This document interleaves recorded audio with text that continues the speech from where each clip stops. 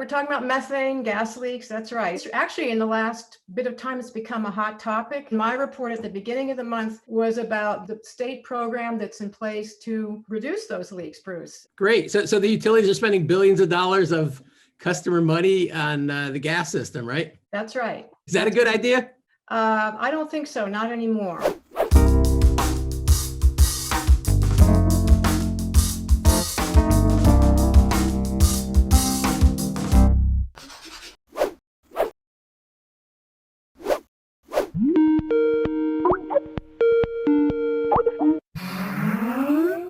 Hey, Jeannie. Yeah, Brew. Good morning. Hi. Looking forward to Nerd Show. Who's our guest today? Today we have Dorie Seavey, who worked on an analysis for Gas Leaks Allies. Good morning, Dorie. Good morning, Bruce and Jeannie. So we're talking about gas leaks today? We're talking about methane, gas leaks. That's right. Actually, in the last bit of time, it's become a hot topic. Internationally at COP26, you might have seen that this week there's a new global methane pledge. And then President Biden also in the last week released a new methane control program. And then you probably noticed in Boston, we've had a new Marianne Sargent study with her colleagues about methane emissions, showing that they're 6 times higher than what the Massachusetts Department of Environmental Protection says. And then my report at the beginning of the month was about the state program that's in place to reduce those leaks, Bruce. Great. So the utilities are spending billions of dollars of customer money on the gas system, right? That's right. Is that a good idea? I don't think so. Not anymore. I think it did make some sense when the program was instituted back in 2014, but the world's changed a lot. And the other thing that I would stress is that it's a big mega project. And if you have a mega project that you're running, you need to run it in a systemic, holistic, transparent way with accountability, with metrics and goals. And those just don't exist in this program. Massachusetts has a really tight, deep relationship with natural gas. Over 50% of our households heat their homes with it. And a third of our greenhouse gas emissions are from the natural gas system. And those greenhouse gas emissions come from combusting natural gas in stoves, dryers, boilers, but they also, the gas emissions also come from methane that's leaking out of the system, fugitive gas. All of our natural gas in Massachusetts is imported. And 80% comes from fracking fields in Western Pennsylvania. There are 21,000 miles of mains in the gas distribution system that are carrying the natural gas to our homes and businesses. And then connected to those big mains are hundreds of thousands of service pipes that are smaller diameter. And a lot of this infrastructure is old and it's classified as leak prone by the gas companies and the Department of Public Utilities. So this infrastructure is owned by 6 investor-owned companies, National Grid, Eversource, Berkshire Gas, and it's also their 4 municipally owned companies. So I estimate that from about 1/4 to 1/3 of the mains are classified as leak prone. The program that I studied is called Gas System Enhancement Program, 4 words, so the acronym is GSEP. And it was put into place by the legislature in 2014 to address this leaking, aging gas distribution infrastructure. And its 2 primary goals were, number 1, safety, and the second was to reduce leaks, okay? And it's not the first program that the Commonwealth has put in place to deal with the same problem. So from 1999 to 2014, about 1/4 of leak-prone mains at the time were replaced, and over 50% of the services. And one thing that sort of conveys the nature of this infrastructure is that the amount of miles of mains that were leak prone in 2014 are pretty much the same amount that we have now. So if you envision a bathtub, right, some of the water's leaking out because we're fixing leaks and repairing pipes, but the faucet's on too.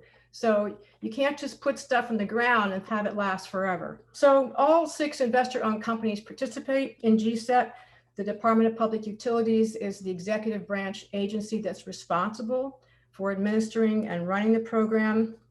And the last background fact that's important to understand is that National Grid Boston accounts for 60% of the leak-prone inventory, all right? So whatever that company does or does not do is really the linchpin of our natural gas system and our natural gas problems. So I'm going to take you through the top 5 findings. I've already talked about the first one, which is that GSEP's administered in a piecemeal fashion. And if I'd known how piecemeal it is, I might have declined this research project. But basically, you can't go to any nice report somewhere and look up in a nice coherent table how many miles of leaking infrastructure there is, how many services are leaking. You can't look up what the unit costs are for each company. Can't find projections of how the system as a whole is going to play out over the next few years. And so that's what I tried to do. And to do that work, you basically have to go to the bowels of the DPU online file room and comb through hundreds and hundreds of different docket proceedings,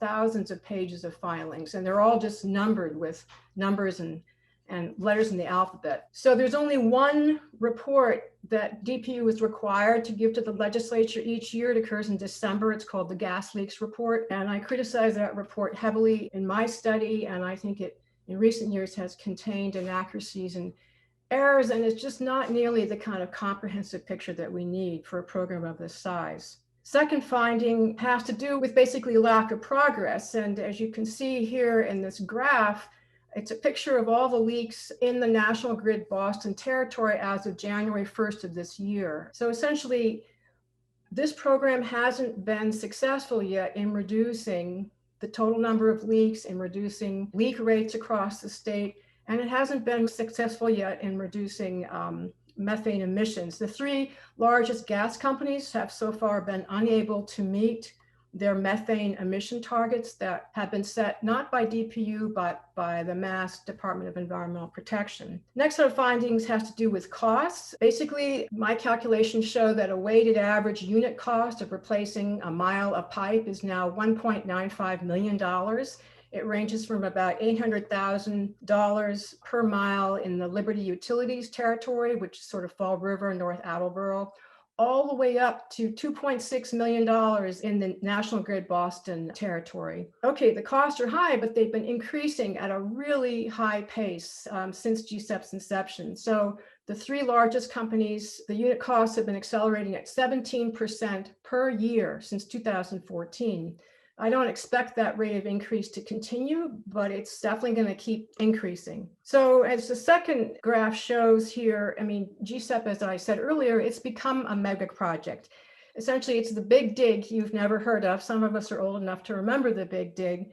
It's on track to be the largest, most expensive infrastructure project ever in the Commonwealth, with costs that I estimate in the $22 billion to $31 billion range. So in the graph here, you can see that red range, and then you can see this is measured in 2019 dollars, and you can see the big dig in those same dollars cost us about $27 billion. So at least there we got the tunnel to the airport and the new greenway, right? This program is about sustaining what I think is an outdated fossil gas system. Next set of findings have to do with cost recovery. Essentially, if we stay on this course, how will the utilities get their money back, and how will consumers be able to pay for this? So the cost recovery challenges are really scary, and I believe the executive branch should take control of these costs and figure out where they're headed and figure out if this program is financially sustainable, because I don't believe that it is. Right now, essentially, it's being assumed, it's implicitly being assumed that ratepayers into the 21st century, my 1-year-old grandson will be 80 and 2100 are going to continue paying for this program. The rate case filings make it clear that gas companies know they are facing stranded costs. And their plan for that is twofold. One, to accelerate the depreciation of their pipe, which speeds up cost recovery. And the second is to petition for higher rates of return. And the idea is that to attract investors to invest their capital in natural gas, you're going to have to give them a higher rate of return.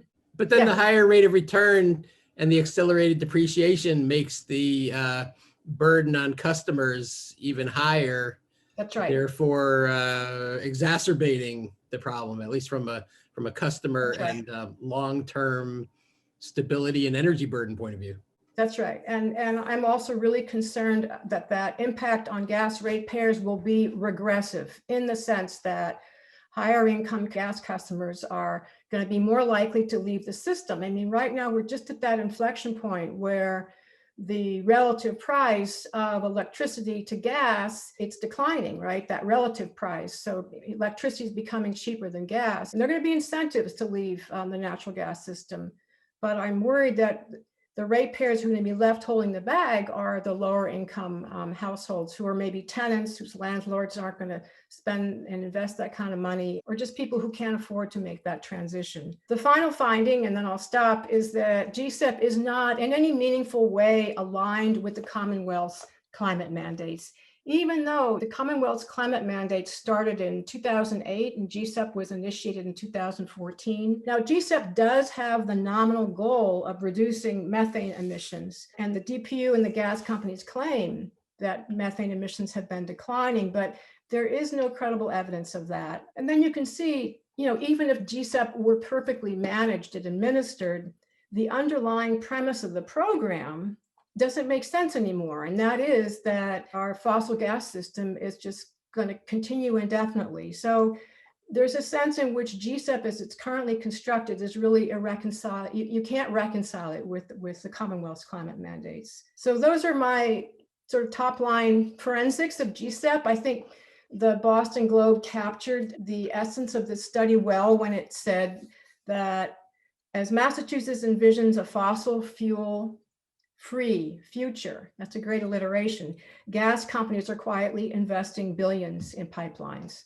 And that's essentially the dynamic that we have here. It sounds like a great analysis. It sounds like really sobering conclusions. And I'm thinking about your last point. And I know that it was more recently than 10 years ago that we thought of natural gas as a bridge fuel. I mean, things have changed so very much in such a short time that I don't know where we can sound the alarm bells and who we can get to listen, but this is really obviously bad. Something has to change fast. Do you have suggestions?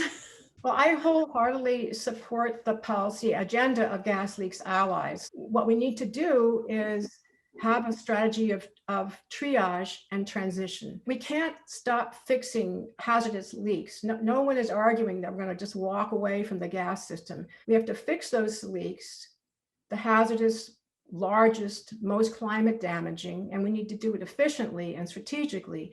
And at the same time, we need to transition away from the fossil fuel system towards renewable, clean energy for everyone. So the Future of Heat bill is a fantastic piece of legislation. There was a panel at the Joint Committee on Telecommunications, Utilities, and Energy this week to discuss that legislation, as well as other legislation related to natural gas. And I testified there. It's a great piece of legislation because it would reverse some of the perverse incentives that GSEP has to just focus on replacement and not pay attention to repairs.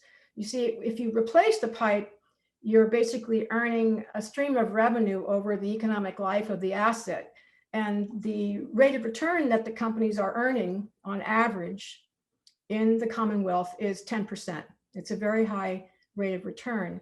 Whereas if you go out and repair a pipe, that you're not creating an asset, so it's just an operational expense.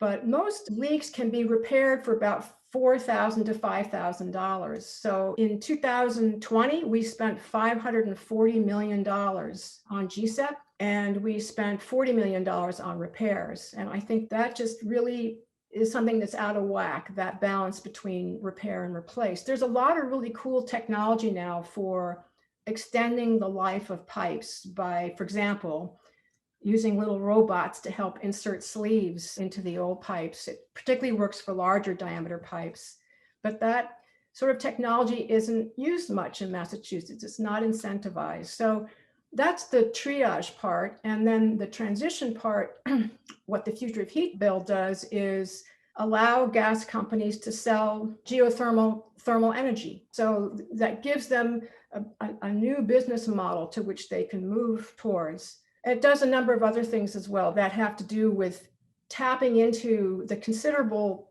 financial power that GSEP has. We're talking about a $20 billion program and using low interest securitization bonds to redirect some of that capital investment power towards the transition towards a low carbon economy.